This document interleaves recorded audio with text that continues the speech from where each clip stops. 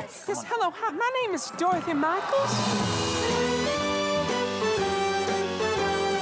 A 1, 2, watch me, fussy arm, fussy arm. Julie Taymor, Julie Taymor. This is textbook Broadway, people. Don't you find being a woman right now complicated? Right now, extremely, yeah. That is from Tootsie, and she is right here. Look, check her out. That's the talented Lilli Cooper, and she's in Tootsie. You play Julie Nichols? Yes, I do. Tell folks, that's the Jessica Lange part. You know. Tell folks where they can see it. They can see it at the Marquee Theater on Broadway on 46th Street. Yeah, 46th Street between 7th and 8th. Is it not a fact that you grew up around the corner from here? It is a fact. And you went to what high school? LaGuardia High School. So, represent.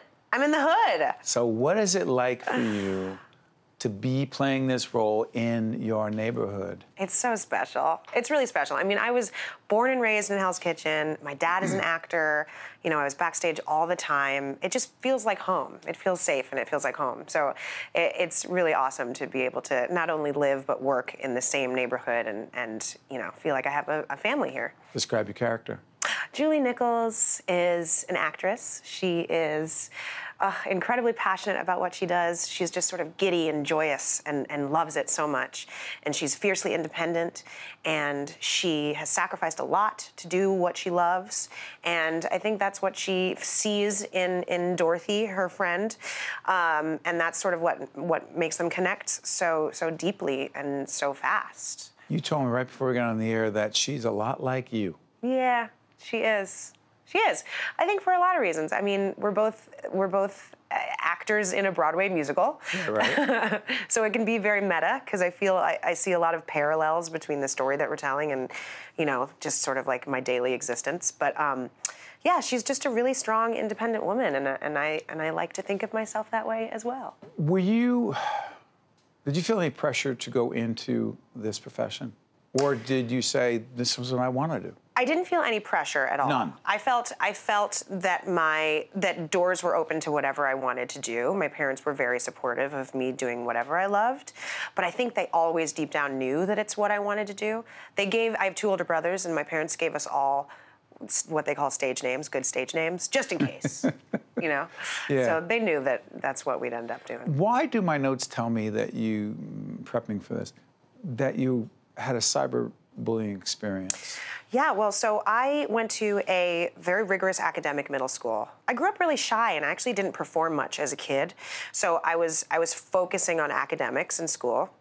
And I went to a middle school where quite a few of my best friends from elementary school also went. And we went through this change and this journey of a sort of like mean girl era in junior high, and I was pretty badly cyberbullied. I had I don't know if you remember Zanga, but it was like pre-Facebook. And former friends of mine had made this really mean-spirited, sort of terrible website, like based on me.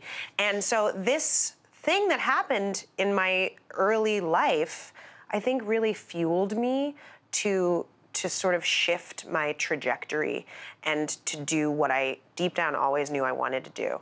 But I had transferred schools from 7th to 8th grade, and I went to a performing arts middle school. And was it to get away? I'm sorry for interrupting. Was it in part to get away from? Yeah, absolutely. It was to get away from this group of girls, this sort of toxic environment, and to find the joy in what I love doing.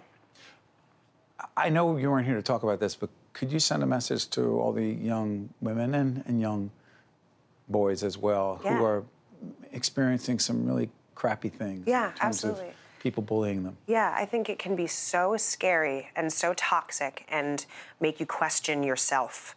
But I think what I learned from my cyberbullying experience is to find my strength in it and allow those dark times to help me define myself as a person. And I needed the strength to grow and get past it. And I don't think I would be who I am today had that not happened. And I'm really proud of who I am today. So I think I tried to use it as fuel for my career and for my relationships, future relationships, friendships, family relationships. So I would suggest trying to use the difficult, hard, dark times and use it as fuel for your life. Real quick, before Tootsie, you were in? Before Tootsie, I was in SpongeBob. Oh, yeah, that's right. SpongeBob on Broadway. Yeah, and you did Wicked? I did Wicked as well, yeah. What's the matter? Can't find a good play? I need help. So let me ask you this before I chat here. With all this success, visibility, you're a role model. Does that bother you? No, I shouldn't say that.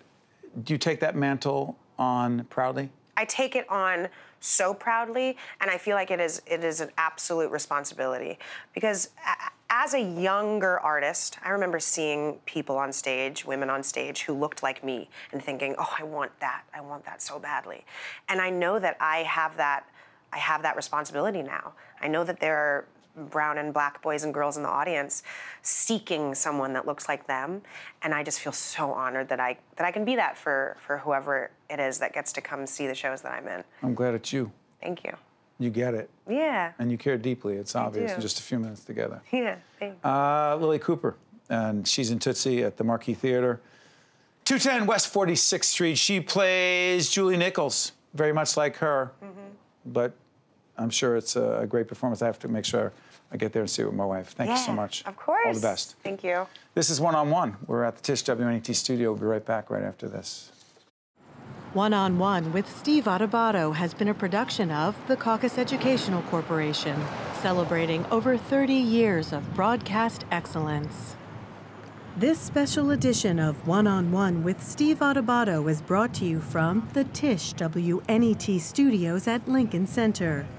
Funding has been provided by the Healthcare Foundation of New Jersey, Holy Name Medical Center, the Turl Fund, supporting Right from the Start NJ, Valley Bank, Seton Hall University, the Fidelco Group, and by Summit Medical Group. Promotional support provided by New Jersey Globe, and by ROINJ, informing and connecting businesses in New Jersey. Transportation provided by Airbrook Limousine, serving the metropolitan New York, New Jersey area.